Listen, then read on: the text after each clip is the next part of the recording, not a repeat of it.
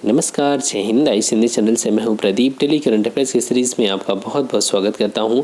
दोस्तों, इसका PDF download करने के लिए आप टेलीग्राम ग्रुप को ज्वाइन कर सकते हैं, जिसका लिंक वीडियो के डिस्क्रिप्शन में दिया गया है। साथ ही चैनल सब्सक्राइब नहीं किया तो ज़रूर कर लें और बेल आइकॉन को प्रेस करना ना भूलें। चलिए शुरू करते हैं। इसमें पहला टॉपिक हमारा 109 वर्ष का हुआ बिहार राज्य। आपको पता है कि जब 1905 में बंगाल का विभाजन होता है तो एक तरफ पूर्वी बंगाल और एक तरफ पश्चिमी बंगाल। तो ये जो पश्चिमी बंगाल उस समय का था 1905 के विभाजन के बाद, पूर्वी बंगाल में तो आज का बांग्लादेश है, लेकिन जो पश्चिमी बंगाल था उसमें बंगाल, आज का पश्चिमी बंगाल, इसके अलावा बिहार, बिहार से अलग हुआ झारखंड और यहाँ पर उड़ीसा। ठीक है, तो ये सभी प्रांत पूर्वी बंगाल के तहत आते थे। लेकिन 1912 में क्या किया गया? 1912 में बिहार को अलग कर दिया गया, लेकिन इस बिहार में उड़ीसा भी शामिल हुआ करता था और झारखंड भी आज का। ठीक है, तो लेकिन 1935 के अधिनियम के तहत बाद में क्या हुआ था? उड़ीसा को एक अलग प्रांत बना दिया गया था। तो ठीक है, ये सारी चीज़ें इसी के बारे में हैं।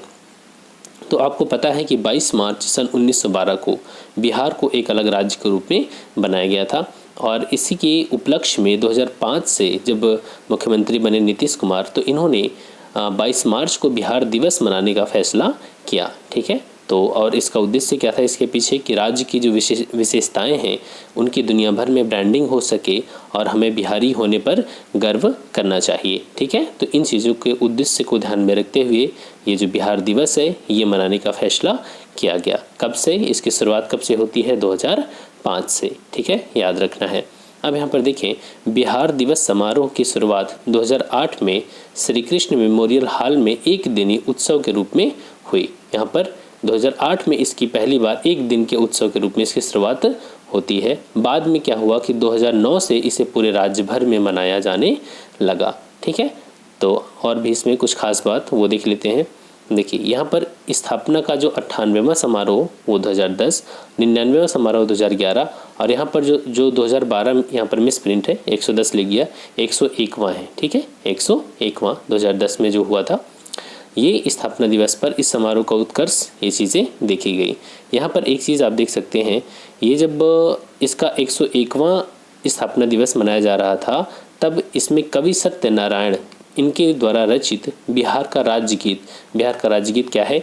मेरे भारत के कंठहार तुमको सत सत वंदन विहार। ठीक है, तो ये जो बिहार का राज्यगीत है ये तैयार हुआ था। तो बस इतनी सी बातें याद रखनी है। आगे चलते हैं। विश्व जल दिवस कब मनाया जाता है? आपको पता है ये 22 मार्च को सेलिब्रेट किया जाता है और इस बार की विश्व जल दिवस की थीम क्या है? Valuing water. ठीक है, बहुत से लोग ऐसे मुख्यतः ग्रामीण क्षेत्रों में और शहरी क्षेत्रों में भी जल की वैल्यू को नहीं समझते हैं। आपको बहुत से ऐसी जगहों पर देखने को मिलेगा कि जो सबमर्सिबल होता है चला करके आराम से नहा रहे हैं, बैठ करके, है ना, सर के ऊपर पाइप को रख करके नहा रहे हैं।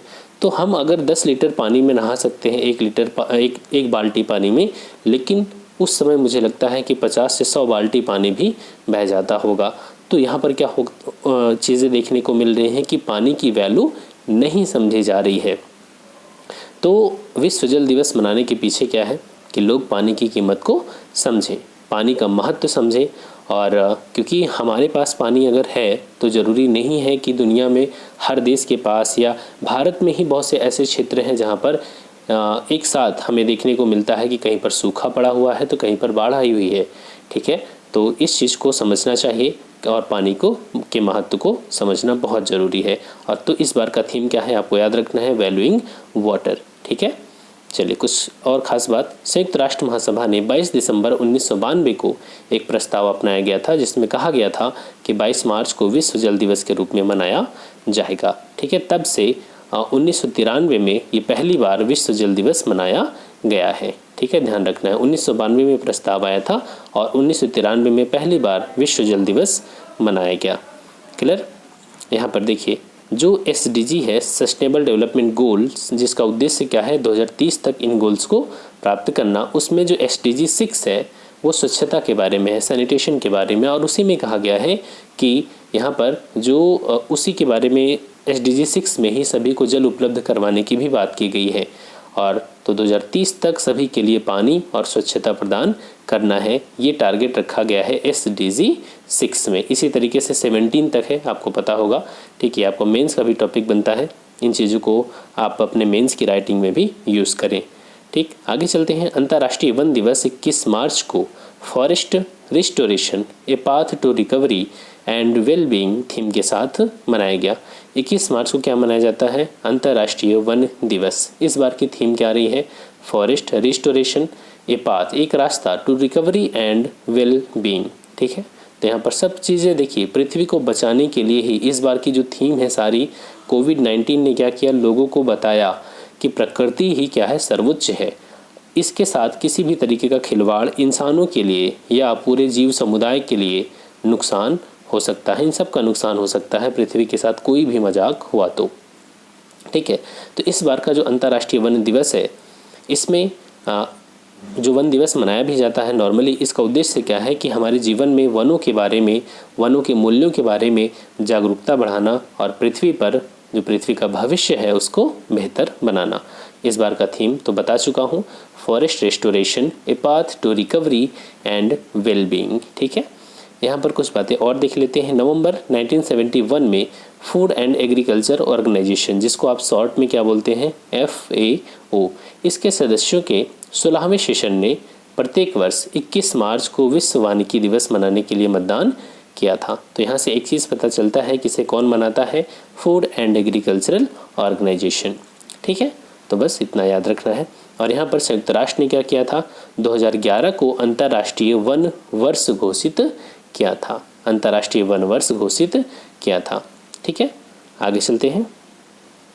पीएम मोदी ने लॉन्च किया कैच द रेन अभियान। आपको पता है कि हमारे देश में अभी इस समय जैसे मार्च ख़त्म हो रहा है और मई जून के बाद से यहाँ पर मानसून आना शुरू हो जाएगा, तो जो बारिश होगी, आपको पता है कि हमारे देश में कई सारे अभियान चल रहे हैं ताकि जो वर्षा का जल है उसको संरक्षित किया जा सके। तो इसी संदर्भ में कैच द रेन अभियान चलाया गया, क्योंकि बारिश का अधिकांश पानी जो होता है वो नदियों के रास्ते कहाँ चला जाता है, समुद्र में चला जाता है और वो खारा पानी बन जाता है, मतलब उसका सदुपयोग नहीं हो पाता। अगर इसी ही वर्षा के पानी को हम कैच कर लें, पकड़ लें, ठीक है, और उसे स्टोर कर लें और उस पानी का यूज़ करें, तो जो ग्राउंड वाटर है उस पर दबाव कम हो सकता है।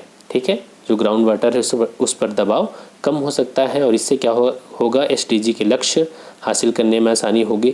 जो डेवलपमेंट की प्रक्रिया है उससे पर्यावरण को नुकसान कम से कम होगा। जो हमारी आने वाली जनरेशन है उसके लिए हम प्राकृतिक संसाधनों को बचा पाएंगे, तो इससे कई लक्ष्य एक साथ हासिल हो जाएंगे। ठीक है, तो यहाँ पर कैच द रेन अभियान की शुरुआत की गई। कब किया गया? विश्व जल दिवस को। और विश्व जल दिवस कब मनाया जाता है? 22 मार्च को। जल शक्ति अभियान के तहत इसकी शुरुआत किया गया। जल शक्ति अभियान, कैच द रेन कैंपेन। इसका उद्देश्य क्या है, आप देख सकते हैं कि यहाँ पर जो बारिश होगी उसकी हर एक बूंद को, देखिए लिखा गया यहाँ पर कि catch the rain where it falls when it falls, मतलब जहाँ भी गिरे, जब भी गिरे, उस बूंद को पकड़ लो। ठीक है, अब किसी के दिमाग में ये तो नहीं आ रहा कि अगर हम सारी वर्षा की बूंद को पकड़ लेंगे तो पृथ्वी पर कैसे जो नदी है या तालाब हैं उनमें पानी कैसे आएगा। तो ये तो आप कॉमन सेंस की बात है कि हर बूंद को तो पकड़ा नहीं जा सकता। ठीक है, जहाँ पर रेन वाटर हार्वेस्टिंग जो स्ट्रक्चर हैं वो लगे हुए हैं वहीं पर इनको कैच किया जा सकता है और इससे क्या होगा, जो जल संचयन की संरचनाएं हैं उनको बनाने में भी मदद मिलेगी, ताकि जैसे चेक डैम है, रूफटॉप, यहाँ पर जो सिस्टम होता है रेन वाटर हार्वेस्टिंग सिस्टम, ठीक है, कहीं पर टैंक बनाया जा सकता है जहाँ पर पानी को स्टोर किया जा सके। तो ये सब चीज़ें भी बनाने में मदद मिलेगी, क्योंकि सरकार ने लगभग 2-3 महीने पहले ही इस अभियान को लॉन्च कर दिया है और इतने समय में चीज़ों को बनाया जा सकता है। ठीक है, चलिए आगे चलते हैं। भारत और फ्रांस तीसरे संयुक्त उपग्रह मिशन पर काम कर रहे हैं। तो इस समय देखिए फ्रांस के साथ, मतलब यूरोप के कुछ देश ऐसे हैं जिसके साथ भारत का अंतरिक्ष के क्षेत्र में तेज़ी से संबंध बढ़ रहा है। जैसे कि रसिया हमारे एस्ट्रोनॉट्स को क्या कर रहा है, ट्रेन कर रहा है, जो गगनयान मिशन के तहत जो लोग जाएंगे यहाँ। और फ्रांस के साथ भी हमारा जो ये स्पेस सेक्टर में रिलेशन है वो काफ़ी मजबूत हो रहा है। तो आप यहाँ देख सकते हैं तीसरा संयुक्त उपग्रह मिशन पर काम कर रहे हैं इसरो और फ्रांस, मतलब भारत और फ्रांस। ठीक है, देखिए यहाँ पर आप देख सकते हैं जो फ्रांस की अंतरिक्ष एजेंसी है उसका नाम क्या है, CNES, Centre National de Etudes Space. अब ये देखिए फ्रेंच वर्ड में लिखा गया है। ठीक है, और यहाँ पर भारत की इसरो। तो इनके बीच 2 संयुक्त मिशन, उनका नाम क्या है, मेगा ट्रॉपिक, इन पर काम किया और 2011 में इसको लॉन्च किया था। और यहाँ पर एक सरल और अल्टिका, ठीक है, जो 2013 में लॉन्च किया गया था। तो ये 2 मिशन पे तो काम कर चुके हैं। अब यहाँ पर ये लोग तीसरे मिशन पे काम कर रहे हैं, ठीक है। उसका नाम यहाँ पर देख सकते हैं, तृष्णा रखा गया है। क्या रखा गया? तृष्णा, ठीक है, तृष्णा।